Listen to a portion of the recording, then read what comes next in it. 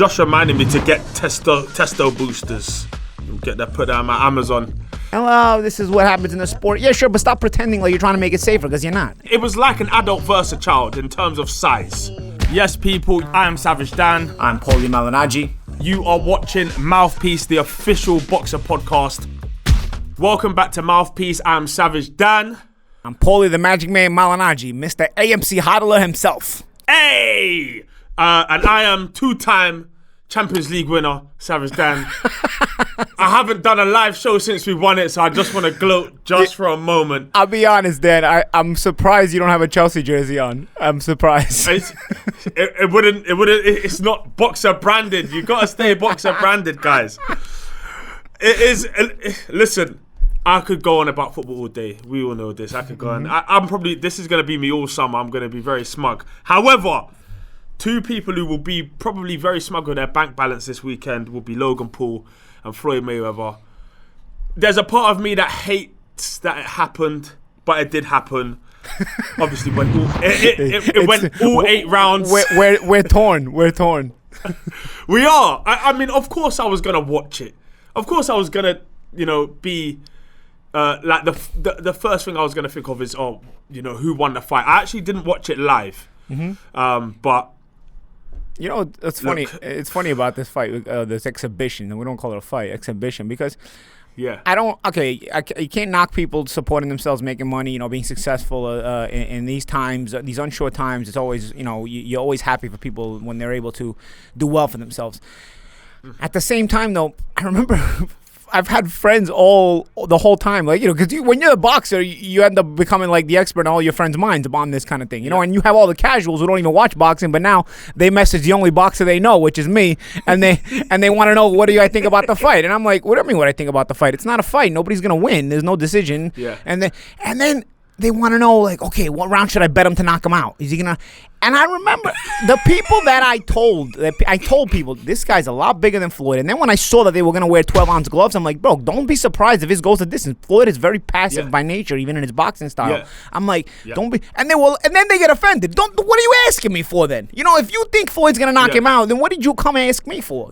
So I was like thinking like, I'm telling them like, if anything, maybe the late rounds, because I mean, this guy's a big guy. Holy, but the thing is, people who have never boxed before, they're not going to understand that size makes a huge difference. Yeah. As soon as somebody knows how to keep their shape, size, and that was, we don't even know how many weight divisions there were between them. It's got to be 4 or, I mean, it was like an adult versus a child in terms of size. And then the gloves were big. And then the gloves were bigger. So for Floyd, the blows that he's landing are going to be a little bit more cushioned, because the gloves are 12 ounces. Floyd is used to fighting with 8-ounce gloves. So even that's not doing the same kind of damage. And to be fair, when if it was a 12-round fight, I would have probably thought Floyd would be able to possibly force a stoppage. Just the sheer size and weight advantage that Logan Paul had is going to give him an extra couple of rounds of absorbing shots from a 150-pound fighter. It's just natural. It's just absolutely. How it's going to be. It gives you that staying power in there, that you're able to stay in there for a longer period of time. I'll tell you what, though, I think it's going to give Logan a chance to kind of reinsert himself, because after the loss to KSI, people have only been talking about Jake, really, when it comes to the Paul brothers and his boxing. I think with... because anything not getting knocked out for Logan against Floyd, is positive for Logan. So I think the reality of this is, I think it puts Logan back in a position where, he may be able to do a KSI rematch. He may be able to jump on board do what his brother's doing and just start fighting random celebrities. I mean, look, bottom line, there is a bit of a moral victory here, because he lasted 8 rounds, landed 28 punches against... the generation's best, or the last generation's best. We'll try not to talk so much about the weight difference. It is so obvious. So if we're going by weight, do we put him with Mike Tyson next? This is my next question. How does he fare against anyone, past or present, a cruiserweight of his own size? Let's not say present, because we know just anyone with more size and an active fighter is gonna put him away. Would hurt him, yeah. Let me think. But Mike is a lot older than Floyd, you know. So if you do an exhibition against Mike, you know, it's that's a good fight. Maybe it is a good fight. Logan Paul against Mike Tyson is actually. I think it's more intriguing. Even Roy Jones, you know. But I think Mike has the more selling ability. And with Logan's size, I mean, you can easily put that out there now, you know. Most of these casuals won't even know the difference between Floyd's weight and Mike Tyson's weight anyway. You know, they'll just feel like, he fought Floyd, and now he's gonna go against Mike. I do that a lot with my casual friends. I do it a lot. I'll be like, Mike Tyson was the best middleweight I've ever seen, 100%. just to throw, and they'll agree. Some of them will just agree because they just have no idea. What about a story with Jake Paul and Mayweather? Could that be I mean, it's essentially a bank robbery. Somehow he's fighting people that have never fought before, and he's making $100 million. I saw an Instagram post where they were kind of like friendly, and they were like, it was kind of like an "I got you" moment, you know, where Floyd was saying, "I'm training them, I'm managing them." So I don't even know if they might get together and do this. So let's see what Jake does against Tyron Woodley. Yeah, I mean, I guess the be-all, end-all for the YouTuber is to wind up in an exhibition against Floyd. And for Floyd, it's just come around at a good time where he can just keep doing it. Again, though, I worry how the kind of light this puts the sport in. Because it's bad for the sport. I think it's bad. I don't think it's so good for the sport either. And I'll tell you what, you've always got this MMA and boxing situation where it's like they're like, oh well, boxing's kind of dying and this is why it's happening. But is it a bad look just for boxing, or is it a bad look for combat sports? Because here's what I tell you, I'd say this: in reality, it's mainly YouTubers not fighting boxers. So you're doing boxing without including boxers in it, you know? Because, you know, most of the time, if you're going to include boxers in it, you're probably not going to wind up well. Sure, Floyd got the retired Floyd. You get the retired Floyd because at the end of the day, you know, that's the one that brings in the most money. But other than that, I mean, Jake is strategically moving his career along, not fighting boxers. So is it just a bad look for boxing, or is it a bad look for combat sports? Because in reality, you've got a YouTuber making a boxing career out of beating up MMA fighters. So I mean, it's also a bad look for MMA as well. You know, like if Tyron Woodley loses to Jake Paul, this guy's going to be making a boxing career, you know, beating up all MMA fighters, you know, it's and not going near boxers. So in reality, I think it's a bad look for combat sports in general. I get the whole money making appeal of it, but too much of a good thing can be bad. I didn't mind this at first, I really didn't. But and anything, and this goes with anything in life. If you do too much of anything, it even if it's good, it becomes bad. So a balance is necessary, and I'm kind of starting to see this is getting really an imbalance is happening now. You know, this is starting to happen too much. Everybody with a following just decides they can have a boxing match now. People are getting froggy. They're leaping like crazy as soon as they have a certain amount of following, and they're looking to get a fight. You know, so I don't know how. At what point do you have to cut this off? Is it when somebody gets hurt? Is it? I don't know. I mean, these aren't even real fights. They're exhibitions. You know, like this was an exhibition. At least Jake is doing real boxing matches, but this is an exhibition. So, are you going to start getting in situations where fights that don't even count are going to be more interesting to the casual public than the fights that actually matter? I don't know. It's a conversation that you could probably make a lot of valid points for both sides, but. You know, I think these are definitely points. The points we're making are definitely things that should be considered. You know, I don't think it's in the overall scheme of things. I don't think it's great for the sport that this keeps growing bigger than it's become. Speaking of imbalance, we obviously had Logan Paul having his training camp out in Puerto Rico, and his sparring partner John Pascal had a chemical imbalance, and he has somehow, well not somehow, but he has tested positive for 4 banned substances. You know the shame of this is this. I'll tell you what, Dan, because I worked the first Badou and Pascal fight. Really fun, exciting fight. I was working it when I was when I was working at Showtime, and the shame of it is I saw Pascal fighting at a pace that I had not seen from him in years, if ever. Okay, I remember that, and I remember thinking in my head, this guy's on something. I mean, his muscle definition was much more prolific than it had been in previous recent fights. And because when you're older, your muscle, the definition of your muscle also kind of becomes, you look less ripped. Your testosterone levels are naturally lower. So you look less ripped at weight in your mid-30s than you do at 25, So because your testosterone levels are lower, and your testosterone levels being higher are what causes the muscle to become more ripped. Your body just has that extra energy. So I remember just reminding me to get testo boosters. Yeah, so the thing is, I remember. Amazon. Yeah, so I remember. A good reminder. But the thing is, I saw that, and then I saw the pace of the fight they were fighting. I mean, Pascal was fighting at a pace that I hadn't seen in years. I remember thinking in my mind, like, yo, this guy's on something. This guy's on something for sure. At his age, fighting at this pace, looking this ripped. And I said it about some other fighters, and people, when people are fans of these fighters, they get all offended, like you're offending their relative. But I remember thinking it during the Pascal and Badou Jack fight, the first time around, and thinking to myself, this guy's on something. But I'm on the air, and I can't say anything. This is the kind of world we live in now. You know what I'm saying? Because if I say something, I'm liable for defamation of character and all that. And then Showtime is going to get mad at me because at the time I was working with them on the broadcast. So I remember thinking to myself, I'm on this live broadcast, and I can't even give people the real education of this fight the way it should be. I've just got to call the fight like it's nothing. And this is why this keeps happening, because if you are continue to be allowed to do this and nobody's allowed to say anything unless you fail a drug test, which a lot of times doesn't happen because the drug tests are so primitive in boxing, you're going to continue to have this. You're not going to solve anything. And then when somebody dies here and there, you get a death, and this is what happens in the sport. Yeah, sure, but stop pretending like you're trying to make it safer, because you're not.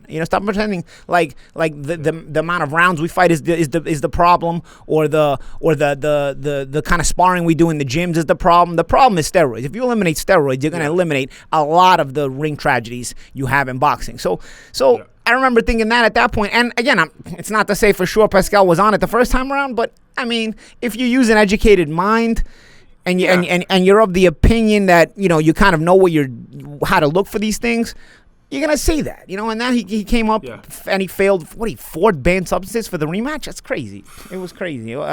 I don't know. It's the same. I feel like this conversation is on loop constantly. Every time this happens, it's constantly on loop. Nobody does anything. It seems to be.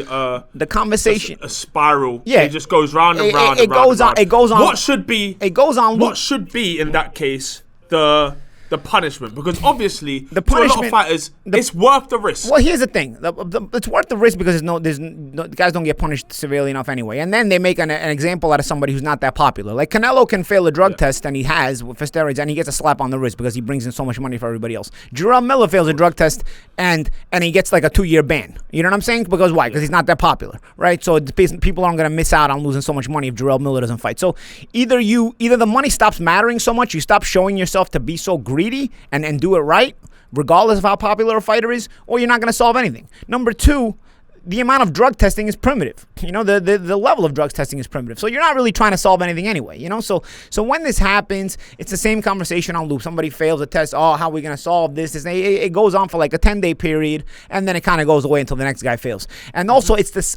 also the same conversation every time you have a ring tragedy. Every time you have a ring tragedy, it's the same exact thing. You got like a 10-day period where it's like, oh, we have to. Everybody fake mourns it, and then they talk about how we got to respect the fighters for putting their lives on the line, and then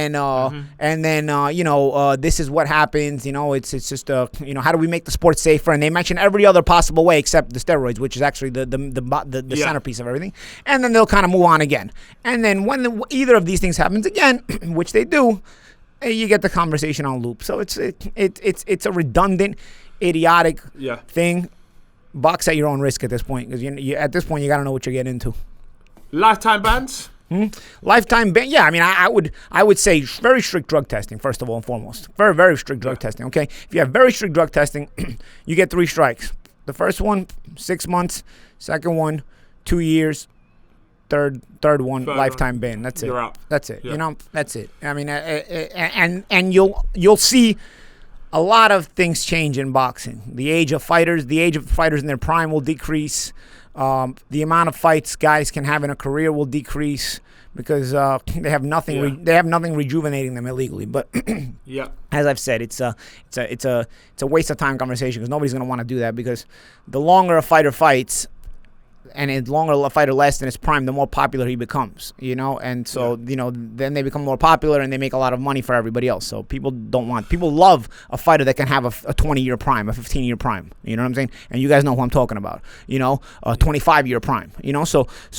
Because then he's so popular, then everybody's making money on him, and he's got a lot of fans and all this other stuff, you know. So you're not going to solve it. There's too much greed. It's just the world we live in. And that's what it is. Whether we're talking about YouTube fights, whether we're talking about drug testing, whether we're talking about profile of fights and all of this, networks, cold wars, it seems that everything comes back down to money. Yeah, of course. That's the problem, and the integrity of the sport is being questioned left, right, and center. Yeah, and stuff like this doesn't do it any harm. And then everybody likes money. There's not gonna be somebody who's gonna tell you, I don't like money, but the love of money, the greed of money, has taken such a priority in our society that it's beyond what I've seen in my lifetime. I remember there was a quote from Bob Marley when I was a kid. And sometimes it still pops up on Instagram, and it basically they're asking him, "Are you a rich man?" He goes, "What's?" Exactly. And he said, "I don't know if you've probably seen." He goes, "What's riches?" Yeah. He goes, "I got life." He goes, "My life is my riches. You know, my the quality, the being here, the enjoying." Not he's not talking about financial riches. You know, people put so much on a pedestal today. Society has just. I don't know if it's social media, I don't know if it's commercialization of things, but whatever it is, it has just completely changed. You would never see a quote from a guy on Bob Marley's level, a guy who has the fame of Bob Marley today, talk like that. Even Muhammad Ali, Muhammad Ali, greatest of all time. You ever, in all his trash talking, in all his wisdom, in all his everything, have you ever heard the guy speak about money? I've not seen any quotes of him speaking on money. Or how I'm making this much money this fight. I'm doing this one. He just never did, and he still managed to be a marketable fighter because he still knew how to talk trash without including finances in it. So again, people want to hear finances. People are interested in it. People want to be jealous about it. People want to be greedy about it. It's a shame. Yeah, it is. It's weird. I feel like we went on a tangent, and this almost became like a real psychological. Yeah, because it comes back. It comes back to boxing though, because that greed includes. It's kind of morphed into boxing. It's morphed into all society, but in boxing too. I mean, why are we getting these constant YouTube fights? It's greed. Why are we getting these constant the PED scandals consistently? It's greed. Nobody wants to solve a problem that makes money for people. So the people in charge of making money, they don't want to solve it.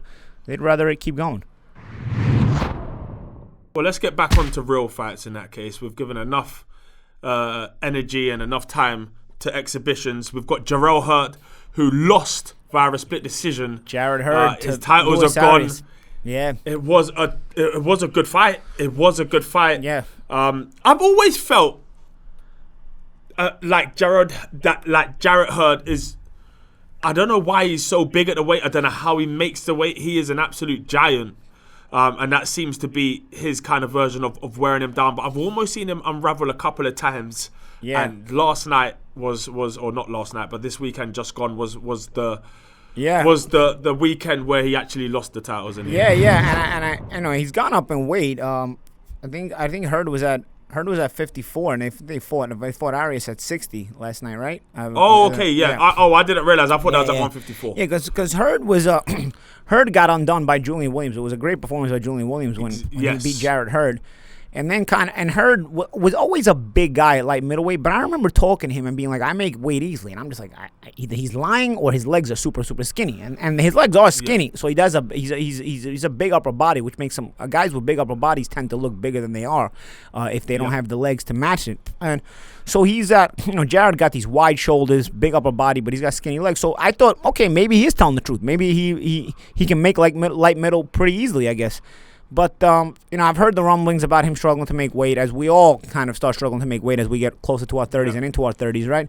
So I thought he would be okay at middleweight, but he is a guy who fights in a physical manner, okay? And guys who fight in a physical manner, when they have to go up in weight, you're now trying to fight in a physical manner against naturally bigger guys. So it's a lot more difficult to handle. I remember, for example, Ricky Hatton fighting Louis Collazo.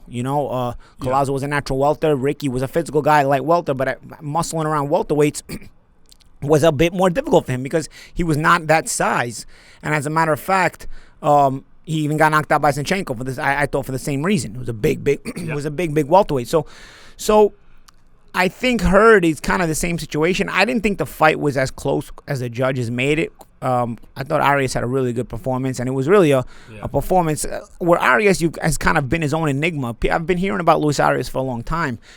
Good fighter when he was a prospect. Then he had problems within the Mayweather camp. He moved away. He came to Florida. Now I heard he's back in good graces with the Mayweathers and all that. But I've always heard about him, as a good, solid prospect. He's got a lot of potential. I saw the Daniel Jacobs fight where he probably lost every round. And so you kind of started to feel where it's like, unfulfilled potential starts to come to your mind. That term starts to come to your mind for a guy like Luis Arias. So while everybody's talking about, oh, wow, Jarrett Hurd upset, Luis Arias was always a guy who had this potential that kind of had never blossomed. So he was always going to be more dangerous than he is.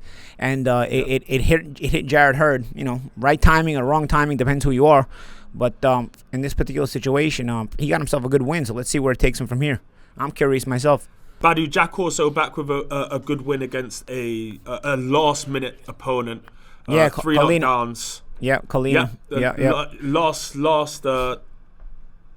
Last minute. Yeah, I think he stepped in with not long to go. And credit to his team. Credit to TMT. Credit to Mike Leonardi, his manager. Credit to just his whole team in general, because for getting them an opponent to get him to stay on that card and get him to be able to perform on this pay-per-view, because I think it's essential. This pay-per-view had a lot of views. I don't know how many of them are, because they're casuals, I don't know how many of them were actually watching the undercard, but nonetheless, you want to be able to get on a show like this, and so credit to his team for finding that replacement and keeping him on the show.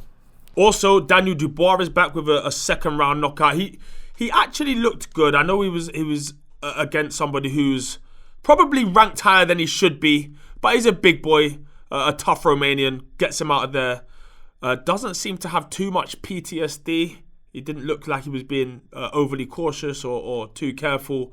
And he's back on track now, and he's saying that he wants to right the wrongs of the Joe Joyce fight.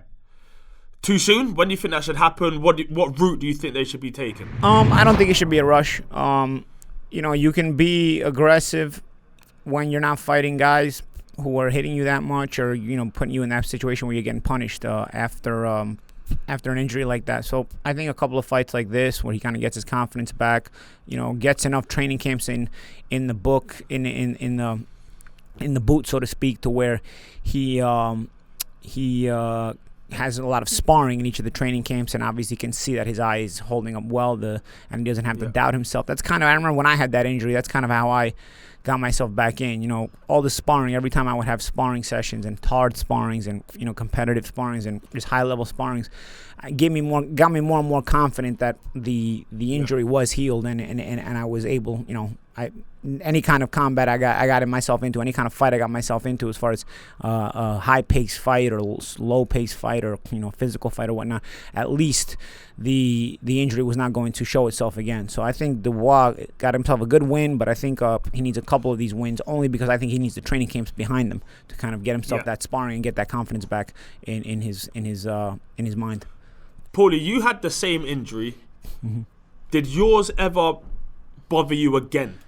It never bothered me again, but cuts opened up. If you notice some of my fights, second half of my career, I will get cuts underneath my right eye. That's because the titanium is there, and so that the skin hitting that titanium automatically breaks my skin. That there's not. It's kind of sharper underneath there than your natural bone is. The titanium is a bit sharper. Like I'm touching it right now, and so if you hit me around this area, it opens up because the titanium is sharper, so your skin breaks, So if you notice some of my second half of my career fights, you would see a cut open up underneath my right eye, and that's because I got hit. Probably I was getting hit on the part where the titanium is. So that titanium held. My orbit bone is fine, but I did find myself getting cut more often. But it's luckily for me, the cut is not in a bad place. It's underneath the eye. It's not going to get in your eyes. It's not a fight threatening injury to be cut there. Hopefully that's Dubois back on track now. We've seen a lot of fighters, however, that were never the same after their first defeat. Some it spurs on, and they know they have to work harder. Others, it's like their air of invincibility is gone. We saw it, for example, Fernando Vargas was 20-0 before he got beat by Felix Trinidad. Yep. It happens time and time again. Yeah. What's the difference? What are the telling points? I think psychologically it's something for sure. I also think sometimes you're not of that level. Some guys are not of the level. They step up to a level where they lose, and you realize they can't compete at that level. And sometimes it's just it's a bad beating too. You got to coming back from a bad beating in your first defeat. Sometimes psychologically it changes you as a fighter. But I also notice that a lot of guys who have that orbital bone break, that injury, a lot of fighters don't come back the same way. So in Dubois' case, he's got his first loss and his orbital bone broke in the same night. So it's kind of a double negative to come back from. But he's also the positive is he's young enough to kind of have the time to gain the confidence and come back. It was kind of the same for me. I was 25 and I had my first loss and I broke the orbit in my first loss in the same manner. So it is possible to come back, but we do see a lot of guys that don't come back the same way. Or I remember Meldrick Taylor, Julio Cesar Chavez. He came back. He won world championships even after that. But you just didn't feel like it was the same kind of Meldrick anymore. The punishment you take in those kind of fights. So we'll see. That's why I say with Dubois, you take your time. You give him some confidence builders, and also you give him the training camps to build his confidence as well. He's young enough to where you don't have to rush it. And then maybe Joe Joyce will be a little older afterwards, because Joe Joyce is not as young, and maybe you catch Joe Joyce on the out and kind of market it as the revenge fight. Well, that off the top of my head, that's kind of how I would picture myself approaching it if I was moving Dubois. You've just put yourself in the shop window for the PR team. Yeah. Right, prediction time. We have 3 huge weeks for Top Rank coming up. And one of the biggest fighters and probably one of the biggest prospects of the sport, Shakur Stevenson, is fighting Jeremiah Nakathila. For those who don't know, Shakur Stevenson is probably one of the most technically gifted fighters in the sport. You may or may not have heard of him, but he is serious talent. I'm expecting him to win this fight, probably do it looking good as well, but what a talent pool. Yeah, it's an ascension for Shakur Stevenson. It's funny because he's young enough to where we still call him a prospect, but Shakur Stevenson is a full-fledged world champion. And I think, if he keeps improving the way he is, we've got enough time left on his career, being he's so young, that we will start to, mention him in the pound-for-pound lists and whatnot. But looking forward to seeing his progression. The thing is, a lot of everyone seems to know Devin Haney, Tank, Ryan Garcia, the likes of everyone at that weight. I remember a few years ago, I think it was, maybe even a couple of years ago, where I saw a sparring between Stevenson and Haney. I'm sure it's still knocking around on YouTube. And he was every bit Devin Haney's match. They've obviously sparred hundreds of rounds together. But he is that good. When do you think he gets what's considered, I don't know, the breakthrough fight where everyone starts to know how good he is? I don't know. I mean, I think just I don't even think it has much to do with a breakthrough fight. I think it's just a matter of, fighting fighters that, put him on a respectable level. People talking about Haney. I don't think Haney's really beating anybody, So, I mean, it's just a matter of putting him out there and, reminding people of his credentials. This is a kid with a silver medal and a world championship, legitimate world championship at that. And he's continuing to rise up the ranks. He's in a different weight class too, because he's at 130 pounds, right? So I think that weight class could also become a more fun weight class. There's guys like Chris Colbert in that weight class. You got Shakur Stevenson. A young crowd is coming up. I remember a kid from the East Coast as well, Joseph Adorno, real hard punching Puerto Rican. I don't know if he's still at 130, if he was moved up to 135, but he was a top ranked fighter as well. So they, it's a weight class where there's also some young talent coming up the ranks that can make some good fights in the coming years. It's just people right now are real hyped up about the lightweight division, so they're kind of forgetting about the one weight class below it. But I think there's some good talent there, and I think these guys will be able to make stars of themselves as long as they end up fighting each other at a certain point.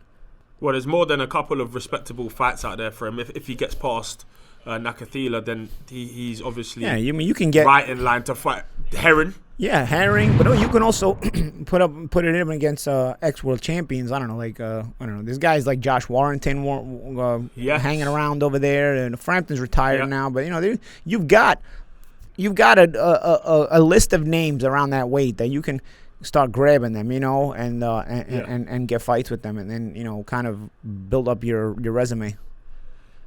Lomachenko as well, if you timed that right. Lomachenko, yeah, but you got to time that right. I still think Lomachenko, the way he's training, I still feel like there's a chip on his shoulder, and he's still, at a certain point you start fighting just for the money. I think Lomachenko is still angry, so I think he still has enough left to maybe let that fight simmer a little bit. Yeah, I'm pretty sure not anybody sees Lomachenko as easy pickings for now, if I'm totally honest. But another, let's call it a crossover. We've got Claressa Shields having her debut fight in MMA. Who'd have thought that? Yeah, she's dominating boxing in and around her weight class. I don't think anybody's going to really be able to touch her. So, what ends up happening? You end up getting like that Roy Jones symptoms where people aren't as interested in your fights because you're just too good. You're so good, right? And so, people, it's not as competitive. It's not your fault, really, for being so good. And people are, kind of not tuning in enough to make her the money that she wants to make. So MMA, it's always a conversation talking point when somebody crosses over, especially somebody with her reputation in boxing. So I think she'll do well. I think she signed with PFL. I don't think PFL is going to put her in super tough right away and try to look to get her beat. I think keeping Claressa winning in PFL makes them money as well. So I expect her to kind of get better and better in that sport, and then we'll see what it builds to. Well, Claressa is a two-time gold medal winner at the Olympics. She is also a multiple-time world champion in boxing. Is it just a new challenge that she needs? Yeah. I mean, I think it's a new challenge in general, even for the fans to be interested in. I think regardless of who she fights in boxing, the challenges are not really up to par. And again, it's not her fault, but I think in MMA, it's something new, something different, and you can kind of take your time working her way up the ladder. It's kind of it's a new event, it's a new venture, and I think more people will tune in.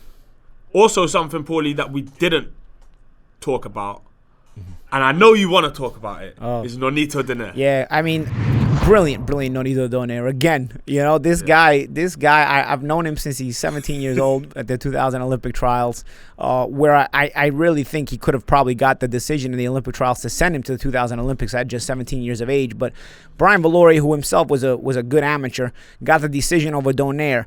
And I believe Valoria got the decision because he was the 99 Amateur World Championships gold medalist. So the U.S. wanted to send a more primed guy to the Olympics instead of this kid who just come up from the juniors, Nonito Donaire, at 17 years old. They said, we'd rather hold on to him for later maybe. Instead, Nonito turned pro and ended up kind of taking the back roads to the title. But, he's continued to show his brilliance through and through and through. And I think this win over a 2012 Olympic gold medalist and world champion, Ali Ubali, he handled it so smoothly, so he looked like a real pro. I mean, Ali Ubali beats you on pace. If anybody that's seen Ali Ubali fight, he beats you on pace. He makes you uncomfortable. He's not the hardest puncher, but he's just a pacey kind of fighter. Yeah, and Nonito controlled him and then put him out. I mean, he's such a professional in every way. Mature, a sportsman, a super talent, a great family man.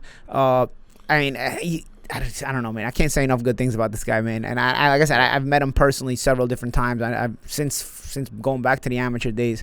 First ballot Hall of Famer, and really, really proud to have been able to enjoy watching his career. Top fighter. I genuinely remember when he was pretty much on top. I'm sure he was probably pound for pound number 1 at one point, if I remember rightly. Close. I don't know if he was number 1, but close. But I remember when he fought Vic Darchinyan, and Darchinyan was knocking everybody out. And Nonito had taken an early career loss. And so he kind of went away to the Philippines and started fighting pro fights there, and kind of everybody forgot about him. And then all of a sudden, he pops up as a title challenger for Vic Darchinyan years later. And I remember my friend telling me, "Oh, Darchinyan's fighting tonight." And I saw it was Donaire, and I'm like, "Oh man, Donaire! I haven't seen him in years." And I'm like, "Yo, Donaire's gonna beat this guy. Yo, Donaire's good. Donaire's gonna fight." He's like, "Yeah." He's like, "I'm telling." You. So my friend puts in a bet, and Nonito no knocked him wonder out. Everyone comes to you. And it was one of those times where the odds makers dropped the ball. You know, it was like a 3 or 4-1 underdog. I mean, Nonito, that left hook at those lower weight classes, it just smokes you. I mean, 118 and below, Nonito's left hook, nobody takes it. And Darchinyan, unfortunately, was the victim of it in the 115-pound world title fight. I just want to check quickly if he was powerful. I don't know why. I'm sure he was close. He was.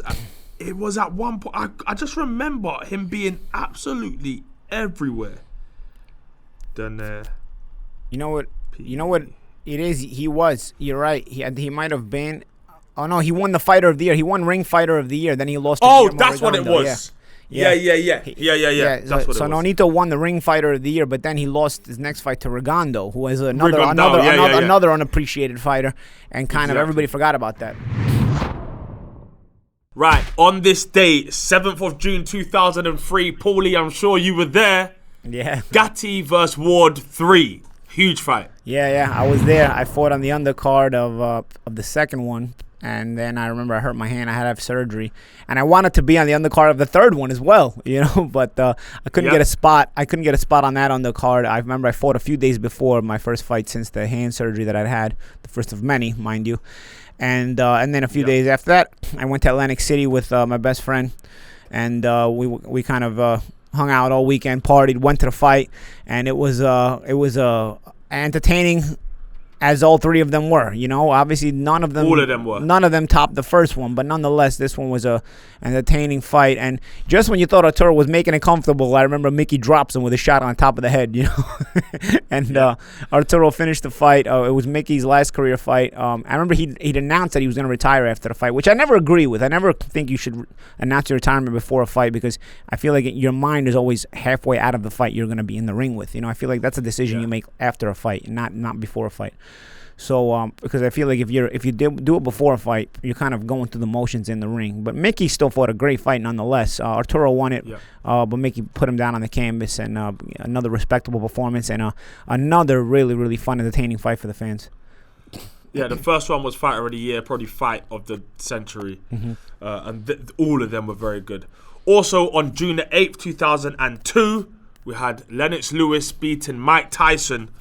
That was an outrageous fight as well. I actually remember, even though I'm from England, or I'm British, I remember still for some reason wanting Tyson to win the fight. Probably because he was the name that I'd always seen everywhere. It was the Tyson fight.